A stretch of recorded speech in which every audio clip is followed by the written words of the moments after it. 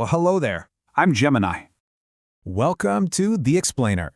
Today we are diving deep into one of the biggest financial questions a business has to answer. When you need a critical new asset, should you lease it or should you buy it? It is a classic financial showdown, and we are going to break down all the numbers and the strategy right here.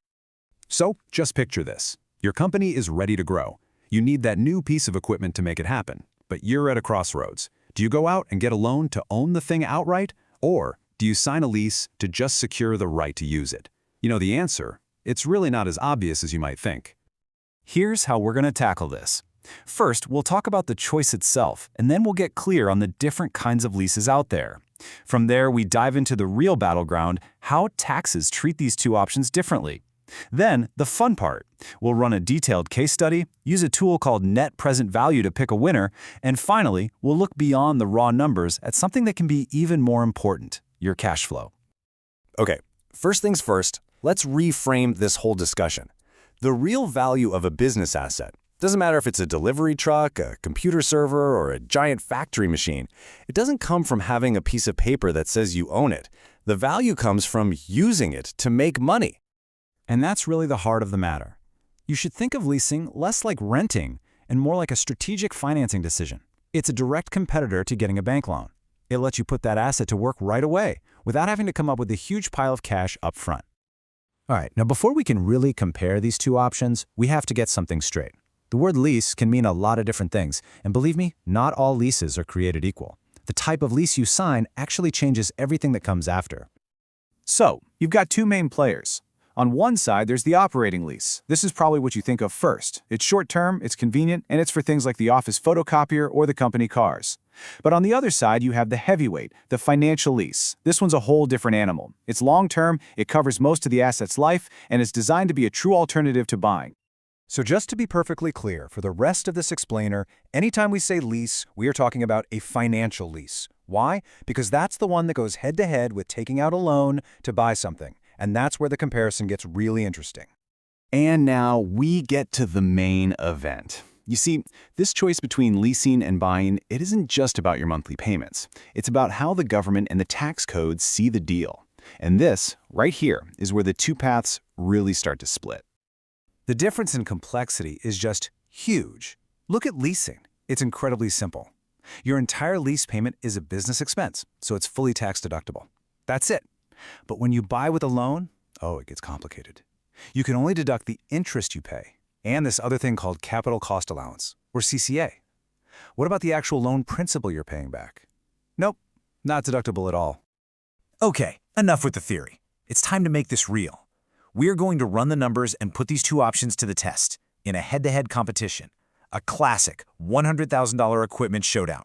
So here's our setup. We've got a company that needs a new piece of gear. It costs $100,000 and it's expected to last for 10 years. For our example, the company's tax rate is 27%. And for tax purposes, this particular asset falls into what's called Class 8, which gives it a 20% depreciation rate, or CCA rate. These are the key ingredients for our calculation. First up to the plate, the buy option. So the company gets a $100,000 loan. Over the next 5 years, they're going to pay back that full $100,000 plus another $24,000 in interest. And you can see here how the total cash payment each year actually gets a little smaller because that interest portion keeps shrinking. Now remember that complicated tax deduction I mentioned for buying? This is it, capital cost allowance. Think of it as the government's way of letting you write off the value of the asset over time. In year one, you get a special bonus. You can claim 1.5 times the normal rate. After that, it's 20% of whatever value is left on the books. But here's the key. These tax savings keep on coming, year after year, even long after that 5-year loan is fully paid off. Okay, and now for the challenger, the lease option.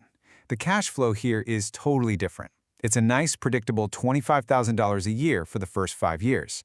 But then, once the leasing company has made its money back, the company can renew the lease for a much, much lower payment, just $2,100 a year for the next 5 years. And remember the best part? Every single dollar of those payments is a tax write-off. So now we've got these two completely different patterns of cash flow, stretching out over 10 years. How in the world do you compare them fairly? We need a tool that understands a fundamental rule of finance. $1 in your pocket today is worth more than a promise of $1 10 years from now. And that tool is called Net Present Value, or NPV. It's really the gold standard for this kind of decision. What NPV does is it takes all those future costs and all those future tax savings from both options, and it crunches them all down into a single number that tells you the total cost in today's dollars. It puts them on a level playing field. And the results are in. After running all the numbers, the total after-tax cost of buying this equipment measured in today's dollars is $74,890. The cost of leasing? A little bit higher, at $77,030. So, based purely on the math, buying takes it. But look how close that is. It's a really narrow victory. So that's it then, right? Case closed. Buying is the smarter move. We can all pack up and go home. Well, not so fast. Because what a spreadsheet tells you with an NPV analysis doesn't always tell you the full strategic story. And this is where we need to look beyond that final number and focus on something that for a growing business can be life or death: cash flow. Because when you're talking about money, timing isn't just important. Sometimes timing is everything. Okay, this is where it gets really interesting. If you look just at year one, the buy option is actually a little better for your cash flow by about $500. But you have to look at the bigger picture. Over those crucial first 5 years of expansion, the lease option actually leaves you with over $7,000 of extra cash in your bank account. This chart just makes it crystal clear. This shows the total amount of after-tax cash you actually have to spend during those critical first 5 years. Buying that equipment is going to cost you almost $100,000 in cash out the door. But leasing, it only requires about $91,000. That's a huge difference in how much cash you have on hand right when your business might need it the most. So here's the real takeaway from all of this. While buying might look a tiny bit cheaper on a spreadsheet over the full 10 years, leasing can be an incredibly powerful tool for managing risk. It boosts your cash flow during the most uncertain phase of an expansion project. And that gives you flexibility, it gives you a safety net. In the end, this decision isn't just about finding the lowest possible cost. It's about making sure your financing strategy actually supports your business strategy. Because, as this reminds us, every expansion is a risk, and that risk is almost always highest right at the beginning. The right choice for you depends entirely on your situation and just how much of that early stage risk you're willing to take on.